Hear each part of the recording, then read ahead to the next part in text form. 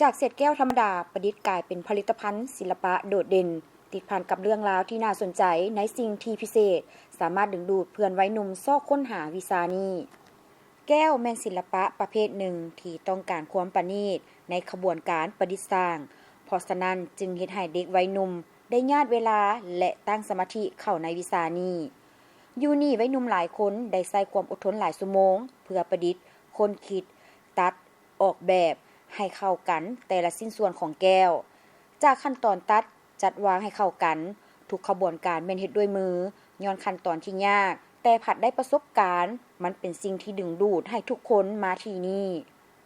นางเหวียนจางแองจากนครโฮจิมินห์ว่าน้องเห็นว่าขั้นตอนการตัดแก้วยากหลายเพราะเฮาต้องยกง่ายไปมาตามหน้าแก้วมันแข็งจึงเฮ็ดให้หมุนยากนางหวิงเย็บมิงจิงจากนครโฮจิมินห์ว่า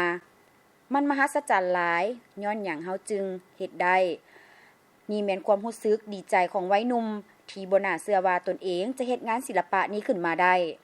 หลายคนได้ซอกค้นหาศิลปะแบบนี้เพื่อซอกหาโอกาสประดิษฐ์สร้างผลิตภัณฑ์เพื่อเป็นของขวัญให้แก่คนพิเศษและใกล้ชิดนางหลวนเวียนทุเฟืองจากนครโฮจิมินห์ว่าตนเองได้เลือกดอกทิวลิปเพื่อว่าเป็นสัญลักษณ์ของหมู่น้องดังนั้นน้องจึงต้องการสิ่งที่ประดิษฐ์ที่สายใยถึงกัน